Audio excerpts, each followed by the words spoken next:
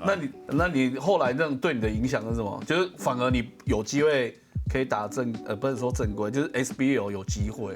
有机会对，因为也是因为小夫之后，我们也参加很多就是篮球比赛的中场活动啊，或者是一些什么新品发表活动，去那边表演篮球。那其实有一次上节目遇到那个阿丢陈志忠，对，钟哥，对钟哥，然后他就说我知道你啊，很猛很跳，我觉得还好。他说你有没有兴趣打 SBL？ 我觉得怎么都叫我去打那个东西，对，又是蓝玉龙这样。然后他说你去选秀，他说现在都要选秀。后来要选那时候后面后来要选嘛，前面好像不用。对，他说现在如果要进去的话要选秀这样。他说你去找那个罗天锦。罗教练对。然后他刚好在我的母校开南。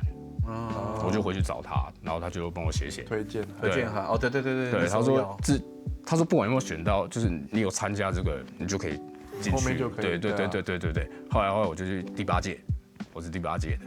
对。你有参加选秀？对啊，我是黑历史，我不知道。我是到金九去。对，然后后来我打电话，我问那个高天林，安谷，对安谷学长，然后打给他，我说金九好不好？偷爆料，对，要进好不好？他说不要，你不要来。然后我说为什么？他说没钱。我说好吧，我就没有去。对，我就开始跟着小夫一直到处打，就变成一直巡回，就对了。对，所以呢，对，从此结下了，对，不知道的，就进入街头篮球这一块啊。但是其实很多人看不起，我讲认真的。是吗？对，真的。但是喜欢的，我觉得年龄偏小，对，就是国小、国中，好帅哦，对，确实真的蛮帅的，对，好帅哦，怎么样，但是真的要打，被电惨，因为就只会耍那翻球啊什么，对，很多其实都是违例的，那除了我跳起来灌篮，或者是做个切入还是跳投之类的，是，那就会变成区分成说，表演组的，追分组。我说我也要在表演组啊，为什么要追分组那么累？不行啊，我们都落后，你就上来追。所以你两边都要，对，我两边都要玩，都要对啊，因为本来我也不会转球啊。他说表演个几招，这样你才可以一起出去。我说为什么我都要弄这些那么奇怪的东西啊？这样，然后后来习惯了。对，然后习惯了之后，那很多小朋友也喜欢，但是很多人很喜欢跟小夫拍照。对啊，因为他也对他是真的玩球的始祖，没有错。是对，那其实我觉得就衬托他嘛 ，OK 啊，就甘愿当绿叶，对不对？我打到我的球啊，没有关系啊，那至少这是我喜欢的东西，那你要红，给你去红。对我是这样子的啦，因为我不一定要红啊，我觉得你不一定要当最主角的。对啊，我觉得无所谓的。那所以相对的就是大家找到拍照的时候，我都会在旁边，站在旁边，不然就是小夫就会说，帮我拍一下，变成这样，我就好帮你拍，然后旁边人其实有些也想要跟我拍，那不行啊，他就跟小夫说，我可以跟那个会灌篮的拍照吗？会灌篮的，会灌篮拍照吗？可是他看起来好凶哦。对，不论是你的第一眼看到，会觉得你比较有距离啦。对，然后每个人看到这会打篮球啊，这是收保护费的吧？保镖，小夫型的保镖这样。对啊，我觉得还不错啊，还蛮好玩的。对，那这样跟着这样出国啊，比赛什么，其实应该也是算是另类的圆梦吧？圆梦吗？我觉得其实，在台湾就已经圆梦了，就是你对你来说，跟小夫这一轮已经算不。这倒还好，我反而是觉得就是最后去参加选秀的这一块，因为我觉得这才是台湾篮球的最高殿堂。那时候对，那时候那因为现在太多联盟了嘛，对，那时候我觉得我原来可以到达这边，那 OK 我到达就这样就好，被选到，对，这样就好，因为那时候我出来的时候其实已经大概23还25岁了，我就觉得已经比别人晚了太多了。是啦，如果认真讲23，对25是真的比较。我真的进去，我年轻的我要叫学长，我不要。对，那时候不是看年纪哦，还是先看到步时间吗？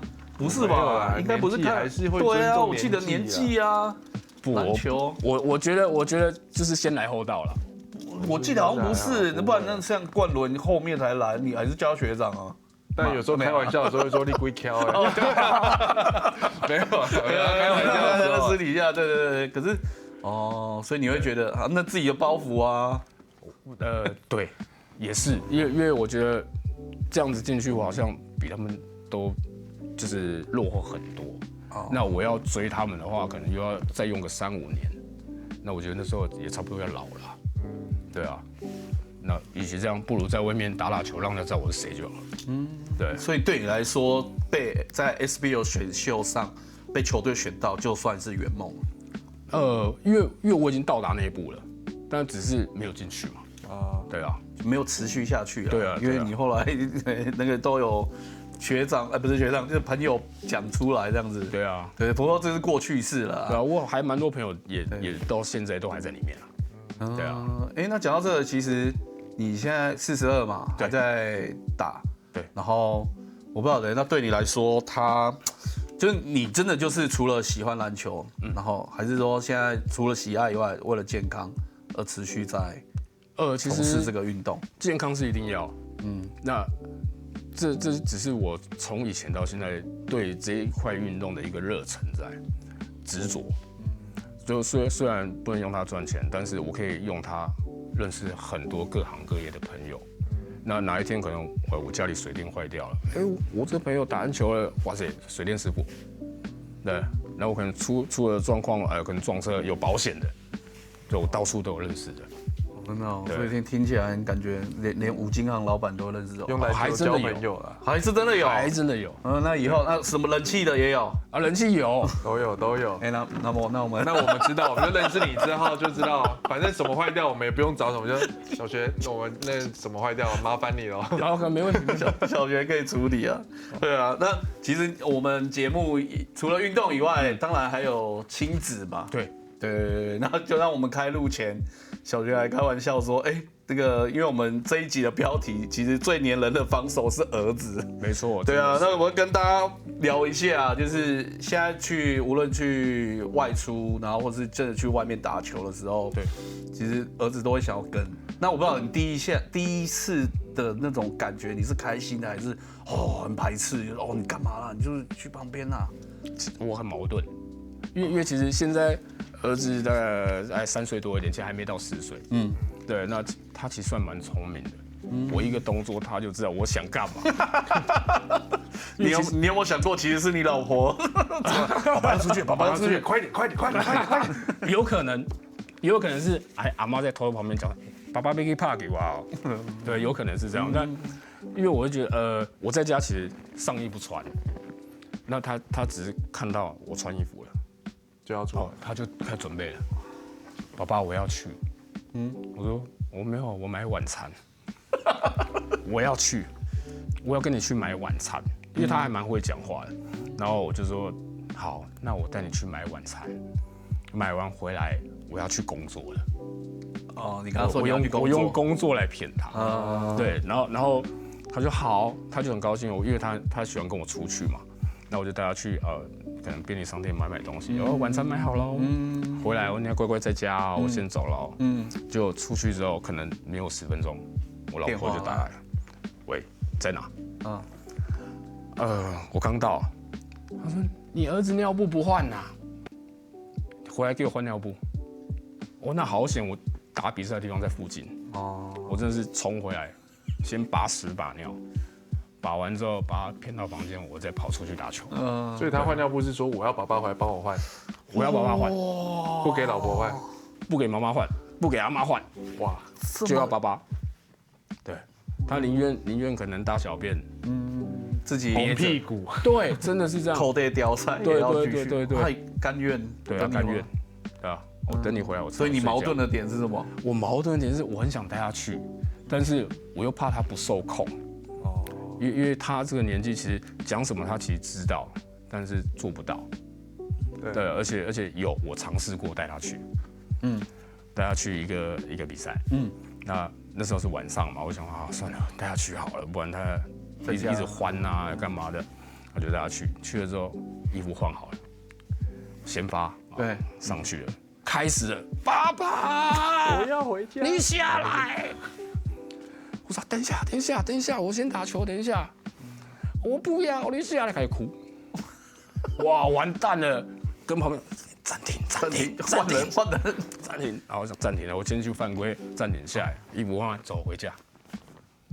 那我没办法打，完全没办法。他真的是对防守防守第一队，对，我真希望先把我吹2个踢，先把我赶走。所以之后就都不带他去了。有，近期有比较乖了，因为那时候带他去大概快3岁而已，大概现在3岁多，也稍微懂事一点点。那应该是说大概1个月前，我有带他去，是，然后他反而会说，你快换衣服啊，你快要换衣服你。的鞋子嘞，我帮你拿。他就包包帮我拿鞋，赶快穿，你要打比赛了，要加油。我想，哇塞，怎么可能这些话从他嘴巴讲出来的？对，然后我才知道，他原来在家里面会看我的 YouTube。这是爸爸是几号？他怎么会自己找到啊？还是你老婆给他看的？因为他就是手机里面一定会有一些记录，那可能 Facebook 或者是 YouTube，那他刚好不小心去点到了，爸爸，哇！然后就会在家里看，然后他知道哦，我是在打球，然后可能有时候骗他说我去工作，他回来他就说，爸爸你回来了，我有闻到你去打球的味道，哇塞！我说你也太强了吧！看你袋子里面有湿的球衣就知道。对啊，他是不会翻呐，但回来他只要看到我穿袜子，对，他就打球吗？没有，上班。打球吗？没有，上班。他说那你上班辛苦了啊，他其实我去打球。对。对。但你那时候当下他发现的时候，我不知道你的感受是什么？很好笑，我觉得真的很好笑，就是爱考爱对咯。真的是这样，但是就是这近期带他去，反而他比较乖，但是因为小朋友比较没有耐心，是。那打篮球有时候可能比赛就是1个小时或1个多小时一点，对，外面要喊个暂停啊干嘛的，但是他可能待个20分钟，他虽然不会哭了，但会在旁边说：“爸爸，你好了没？我想回家了，我想要吃东西了，我要干嘛？我尿布湿了。”对。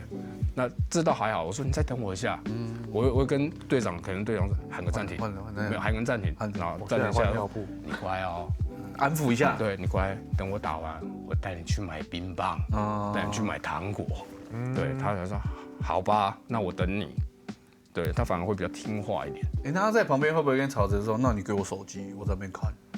偶尔。但是不多啦，其实不多。还是因为球场，他就觉得都来球场，我都要看我爸，我就是要烦我爸。反而他不见得会只看我，但是2队他都会看。但是他可能不知道说哪一边进球是我们这一队。对。那不管谁进都拍手，都开心。好球，进球对，好球 ，nice， 好球。对，他会拍，然后他会就是在旁边加油或者是干嘛的。那其实因为篮球场旁边场地也蛮大的，是，然后他就自己在那边玩球啊，然后自己跑来跑去。但是他知道我在这边，他就是在这一块的范围，他不会乱跑，不会乱跑，对，跑到你视野以外的地方。对，我觉得还 OK 啊，还算不错。那他也喜欢打球吗？他喜欢打球吗？还是现在看不太出来？他喜欢碰球，说打球还太早，所以你有给他一颗小球。篮筐被他弄坏2个了。跟他爸一样，一开始就弄坏篮筐啊。喜欢扯篮筐，他觉得很好玩。对，那现在就是也是帮他买那种，因为在家里玩嘛。是。对。然后因为他力气还不到可以去外面去投干嘛的，那与其这样，不如在门口挂个篮筐。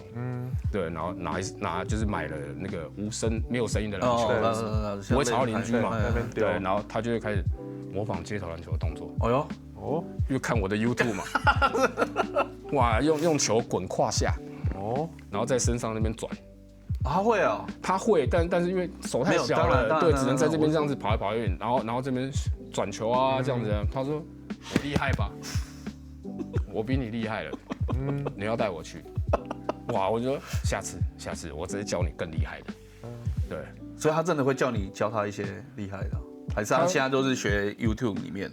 他 YouTube 看，然后看一看之后说：“爸爸，我要打篮球，你跟我打。”但是他所谓的打就是玩球嘛，跟他玩，然后丢来丢去嘛。那他丢给我之后，我可能会做一些动作。那他可能想学，我说不对，你应该要怎么样？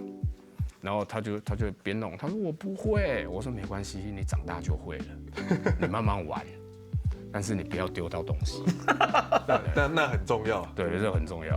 对啊，所以那如果他长大以后真的也想要走这条路的话，你会支持吗？还是你会培养他吗？如果他想，我会，但是因为我不其实我这个人比较不会想要去真的硬管孩子怎么样。我觉得孩子学他想学的，做他想做的，让他开开心心的长大。那等他真正到懂事了，可能国中了、高中了，你想要真的做些自己有兴趣或者是有目标的运动 ，OK， 我全力支持你。对。那现在除了打球以外，你还有他自己有碰什么运动吗？他就球了，就球。人说的运动可能就是嘴巴一直念的。球跟防守他爸爸，对，防守他爸爸，真的，不错啊。我觉得就是现在，尤其现在这个年代，我有发现蛮多这种学龄前的小孩，其实讲话有些我真的遇过同年纪的，像我小女儿也才3岁多，她当然因为没办法，你知道我家孩子多，她就求生存，她表达能力超好的，对，就是很多的字啊什么的，对，就已经会了。然后她因为就像一个小型社会要求生嘛，所以他会表达。可是我发现有一次大家去公园，就一样还大他一点，大概大半岁，然后都不太会讲话，因为家里可能只有一个，然后是阿嬷带，然后阿嬷说：“啊，你这几岁？我这3岁车呢。”然后伊讲：“哇，哪有讲话？”我讲：“你有几岁？”伊讲：“啊，要4岁啊。”然后讲话都是用单字或叠字，喝水，吃饭，对，我不要跑，很累。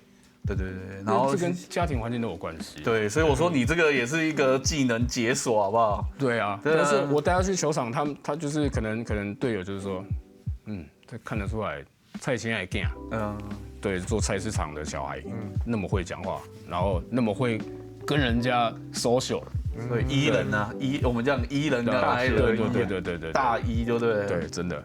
哦，那如果是这样的话，我不晓得，其实慢慢的就像讲到的，其实儿子年纪开始要长大，就是那你在这条路上，虽然你现在是带着他，我不晓得，那你自己内心有没有想到说，其实希望让儿子被激到是，爸爸很会打球，还是说其实我在陪你，我有陪伴你的记忆？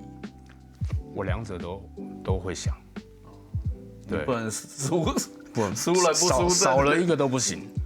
对，因为我也当然会希望说，他可能真的上学了，那一定会有别人的爸爸妈妈也在运动的。是，那如果他们小孩子爱比较嘞，对吧？把我拿出来，OK 啊，可以。对40几岁还可以，对，可以，还行。叫爸爸跟我爸跳，爸爸那个人家爸爸打篮球很厉害，什么，来一场，爸爸鞋子鞋带绑好，跳起来蹦。他爸爸厉害吗？对啊，这样还不错啊。你扣一颗，然后直接马上人家，是不是？对啊，我先退出了。对，所以2个对你来说都很重要，很重要，非常重要。对，那我觉得他想要学，那就让他学吧。但是我也想要就是因为我不知道我能打多久。虽然现在还有维持，或许45岁我就没办法了，或许哪里受伤了。都未知数都不知道，但是我当然是希望说他还在小朋友这条路上，我可以慢慢的用篮球跟他互动，跟他再接近一点距离，不要，就是因为其实很多家庭我会觉得都跟孩子有一些隔阂啊，或者是蛮大的距离，就可能是因为可能爸爸比较凶啊，或者是规定你一定要干嘛，那我觉得可以不用，就是跟朋友一样。这样大家都能开开心心的成长，那我也能进步嘛。对啊，所以你不会凶儿子哦？我会，我凶吗？但是都是假的啦，其实真的都是假的。但是你不讲话，你的时候就看起来蛮凶的、啊。我不讲话的时候，他就是会这样不知所措。但你现在还不到会动手揍他什么的吧？就是用弹的。对，用弹的就稍微弹一下，但是他会喊扣啊。他会打回来啊。哦，真的哦。我说你敢打爸爸，没关系，我就不带你去打球。